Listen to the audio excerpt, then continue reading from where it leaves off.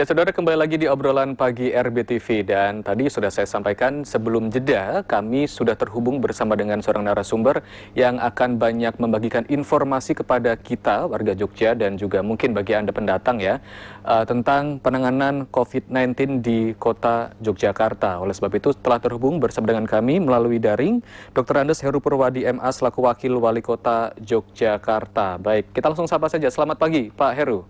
Selamat pagi Mas Daniel. Apa kabar Pak Heru? Assalamualaikum warahmatullahi wabarakatuh. Gimana, sehat Mas? Ya, baik. Nah, ini Pak Heru, kita berbincang tentang tema kita adalah penanganan COVID-19 di kota Yogyakarta ya Pak ya?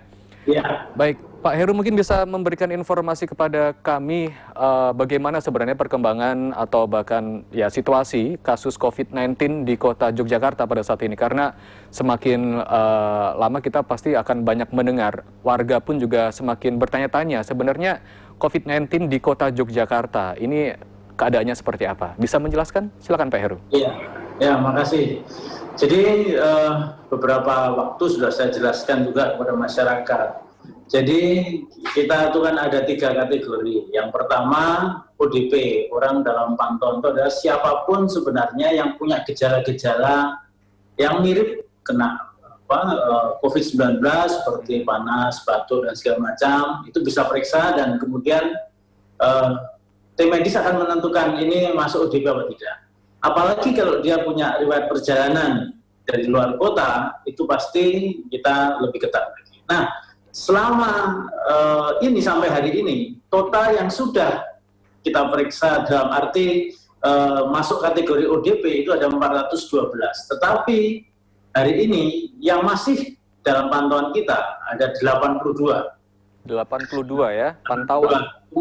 Kemudian yang PDP. PDP itu adalah orang yang memang punya gejala-gejala muncul dan memang ditengarai memang mendekati COVID tetapi belum positif, tetapi agak lebih berat daripada sekedar ODP. Baik. Itu selama ini sampai hari ini ada 58 yang pernah kita periksa, tetapi hari ini yang masih di dalam pemeriksaan kita ada 21.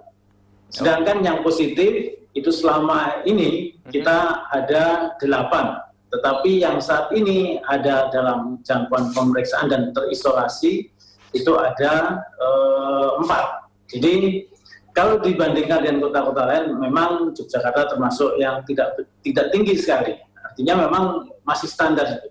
Dan sebagian besar mereka yang terkena itu punya riwayat perjalanan luar kota, sebagian besar. Apalagi yang PDP dan positif itu hampir semuanya punya perjalanan riwayat luar kota semua. Sementara yang ODP itu sebagian besar karena ada keluarganya yang positif, otomatis seluruh keluarga menjadi ODP, atau dia punya lagi jenguk temennya yang kena COVID, kemudian jadi ODP dan segala macam.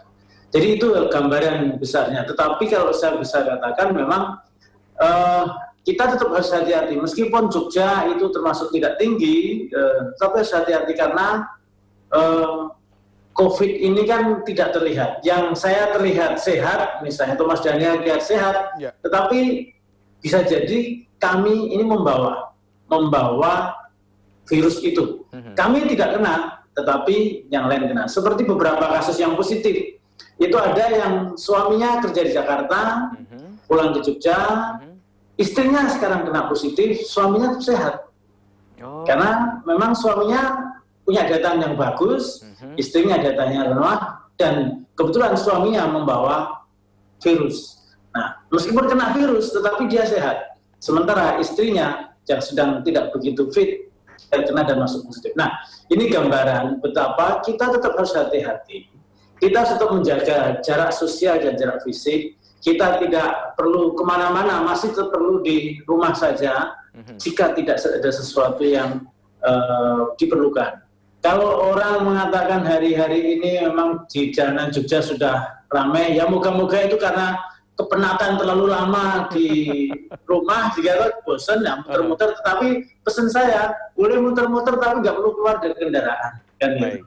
Kalaupun keluar kendaraan cepat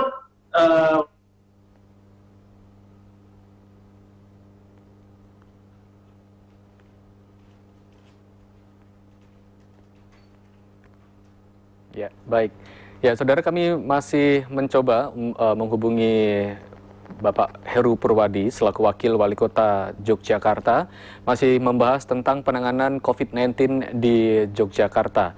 Dan tadi yang sudah disampaikan oleh Pak Heru bahwa sebagai warga kota memang terkadang kita sudah bosan gitu ya, ada di rumah terus, isolasi diri, tetapi himbauan dari Pak Heru pertama kali adalah nggak apa-apa. Sebenarnya kita jalan-jalan, tetapi kalau bisa tetap harus social distancing atau bahkan juga physical distancing, karena memang untuk keadaan kota Yogyakarta saat ini sudah mulai ramai kembali ya. Dan nanti silakan untuk Anda yang ingin bergabung di segmen kedua, kami nantikan ya atensi Anda di 02744477666. Oleh sebab itu silakan untuk Anda yang nanti ingin berinteraksi bersama dengan Bapak Wakil Wali Kota kita, Bapak Heru Purwadi, Anda bisa berinteraksi dan bergabung bersama dengan kami. Ya, dengan masih tema kita yaitu penanganan COVID-19, sekali lagi di kota Yogyakarta, apalagi saat ini sudah saatnya masuk ke bulan Ramadan, tentunya kebanyakan dari warga Jogja yang ada di luar kota itu pasti ingin mudik gitu ya. Jadi ingin mudik, jadi pastinya untuk Anda yang saat ini sudah terlanjur mudik atau bahkan sudah dalam perjalanan ya, ada salah satu sanak saudara Anda yang sudah perjalanan ke kota Yogyakarta, dipastikan pertama kali harus ke puskesmas dulu ya. Setelah ke puskesmas baru Anda lapor ke RT RW. Dan tadi juga disampaikan, sudah disampaikan juga bahwa kalau misalnya Anda dinas sosial yang datang ke Yogyakarta, kemudian Anda juga bisa ke dinas sosial karena sudah memberikan satu tempat atau lokasi. Baik, sudah terhubung kembali bersama dengan Pak Heru. Ya, Pak Heru. Ya, putus tadi. Ya, mohon maaf Pak, tadi gangguan. Baik, Pak Heru silakan memberikan atau menyampaikan kembali. Tadi terakhir kali Pak Heru menyampaikan pesan bahwa sebenarnya tidak masalah ya kalau misalnya kita penat atau bosan, kita keluar dari rumah, tetapi jangan meninggalkan kendaraan. Ya. Yang penting jangan keluar. Kalau keluar itu cepat bergegas kembali masuk. Artinya dan tetap pakai masker. Kenapa kita pakai masker? Ya tadi, karena kita nggak ngerti bahwa kita tuh sebagai pembawa virus. Jadi kalau kita pakai masker itu paling tidak semua droplet kita itu tidak kemana-mana, tetap di masker itu. Jadi itu pentingnya kita kemana-mana pakai masker, meskipun kita sehat, supaya semprotan kita ini jangan naik kemana-mana dan bisa. Dan itu makanya yang penting adalah kita semua tetap di rumah. Kalau tidak ada sesuatu yang penting nggak perlu keluar. Kalaupun keluar ya cepat kembali dan tetap pakai masker. Tidak masuk dalam kerumunan banyak orang, dan kita semuanya harus menjaga supaya kita semua tidak menyebarkan kemana. Itu yang penting sebenarnya. Jangan sampai ini kan orang seolah-olah udah sekian 2 minggu lebih dan tidak ada pertumbuhan berarti di Jogja, seolah-olah Jogja sudah aman. Tapi kan kita nggak ngerti bahwa apa yang ada di sekitar kita tuh bawa virus atau enggak kan. Itu Mas Daniel. Oke, baik. Pak Heru, kalau melihat bahwa sejauh ini sebenarnya banyak mungkin warga yang juga sudah mungkin bertanya-tanya juga gitu ya, upaya apa saja Pak yang sebenarnya sudah dilakukan oleh pemerintah kota Yogyakarta untuk menangani COVID-19 ini? Ini kan sudah memasuki minggu ketiga ya kalau tidak salah ya. Nah, sejauh ini seperti apa Pak penanganannya? Yang pertama dulu awal-awal ketika di awal bulan kasus sudah mulai membesar, itu kita melakukan gerakan bersama seluruh masyarakat untuk nyemprot disinfektan. Jadi seluruh kota Yogyakarta, alhamdulillah, di seluruh wilayah kota Yogyakarta, RT, RW, semuanya sudah nyemprot, dan ada yang sudah 2, 3 kali, dan 4 kali juga. Ini artinya memang kita semuanya ingin menjaga lingkungan kita dengan membebaskan dari virus. Tetapi yang yang kadang-kadang terlewat itu adalah, yang perlu disemprot dan dilap itu adalah barang-barang yang sering kita pegang, entah itu pegangan tangga atau handle rumah atau apapun yang sering kita pegang, itu harus sering kita bersihkan. Tapi kalau yang lain memang itu kita bersihkan, tetapi itu yang penting karena sebarannya ada di jari-jari ini. Dan jari-jari ini biasanya lewat lubang hidung atau mulut atau mata. Ketika kita ngusap mata itu juga bisa mengakibatkan. Yang kedua, kita juga selama ini juga sudah meminta pada seluruh penyelenggara layanan publik itu selalu menyiapkan tempat cucian tangan di depan, sehingga orang itu begitu masuk sudah cuci tangan lagi, keluar cuci tangan lagi, semuanya. Dan seluruh kemarin di pasar, selama di pasar-pasar hampir semuanya sudah kita pasang itu semuanya. Di Jalan Malioboro kemarin dulu kita ada 140 atas swadaya masyarakat membuat cucian tangan. Baik. Nah sekarang ini yang kita lakukan di samping gerakan-gerakan pencegahan seperti itu yang masih terus dilakukan oleh masyarakat adalah kita selalu men-tracing. Satu, tracing pertama adalah tracing mereka yang terkena positif maupun PDP. Itu selalu kita tracing, keluarganya kita periksa, kalau misalnya ada suatu gejala, dan pasti kita minta untuk mereka isolasi 14 hari. Itu upaya untuk tidak menyebarkan virus yang mungkin terbawa meskipun dia sehat. Kemudian kita juga mencoba untuk membawa banyak